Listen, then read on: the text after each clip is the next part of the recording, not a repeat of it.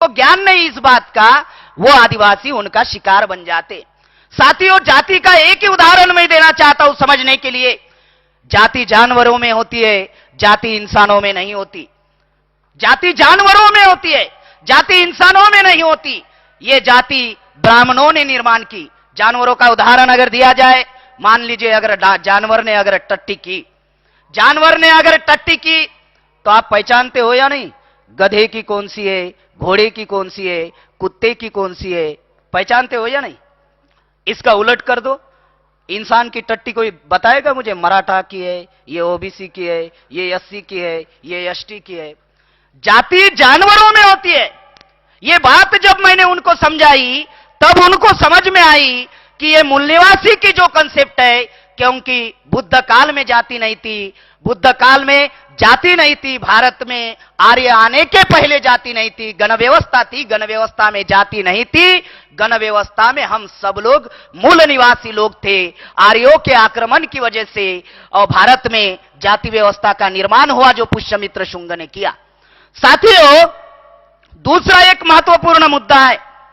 यह महत्वपूर्ण मुद्दा है कि ब्राह्मण आदिवासियों को अलग करके क्यों रखना चाहता है।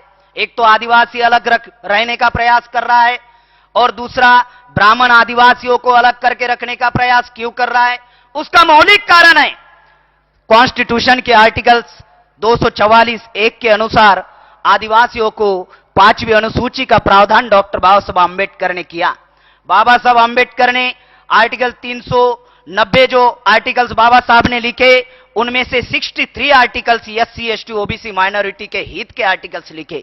और डॉक्टर बाबा साहब आंबेडकर जिस कौम में पैदा हुए, जिस जाति में पैदा हुए, जिस समाज में पैदा हुए, उस जाति समाज और कौम को जो अधिकार बाबा साहब आंबेडकर ने नहीं दिया, इतना भयंकर अधिकार आदिवासियों को डॉक्टर बाबा साहब आंबेडकर ने आर्टिकल 244(1) और 2 में दिया, जिसका नाम है अनुसूची 5 और अनुसूची 6, स्वायत्त शासन और मालकियत का अधिकार।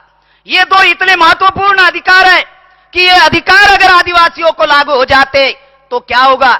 ये गवर्नमेंट का ये रिपोर्ट है, ये भारत में करीबन 36 राज्य है, सरकार कहती है 30 राज्य में आदिवासी निवास करते हैं, लेकिन साथियों सिर्फ 10 राज्य को भारत में अनुसूची 5 में घोषित किया गया। सिर्फ 10 राज्य में, एक है आंध्र प्रदेश, दूसरा है महाराष्ट्र, छत्तीसगढ़, झारखंड, उड़ीसा, मध्य प्रदेश, हिमाचल प्रदेश।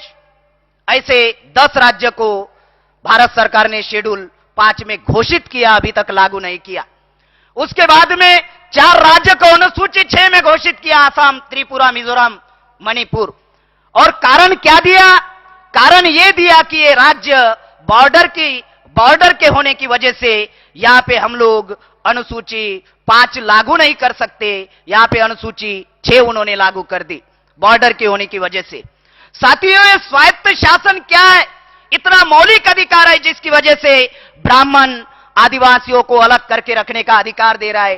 टेरिटोरियल पोजीशन जो है, यानी हजारों सालों से जिनका जमीन के ऊपर कब्जा है, जल जंगल जमीन के ऊपर जो कब्जा है, वो कब्जा ये ब्राह्मण लोग जो है आदिवासियों को अलग करके वो जल जंगल जमीन छीनना चाहते। धारा नंबर 3 में लिखा हुआ है अनुसूची 5 में प्रशासन का अधिकार। आदिवासियों का स्वायत्त शासन होगा तो प्रशासन कैसे होगा? एक कलेक्टर होगा डिस्ट्रिक्ट में और 2 सीईओ होंगे, चीफ एग्जीक्यूटिव ऑफिसर। एक कलेक्टर और 2 सीओ, एक सीओ जनरल का होगा और एक सीओ शेड्यूल ट्राइब का होगा, जो आदिवासी ही होगा और आदिवासियों के विकास एवं कल्याण के लिए काम करेगा।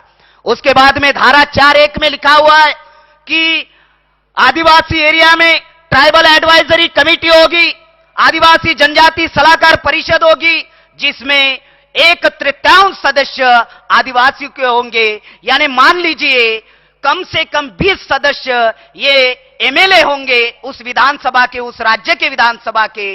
अगर वो कम गिरते हैं तो आदिवासी एरिया में जो आदिवासी पंचायत होंगी, उस आदिवासी पंचायत पढ़े लिखे लोगों को ट्राइबल एडवाइजरी कमेटी में नॉमिनेट करेगी। और वो नॉमिनेट क्यों करेगी?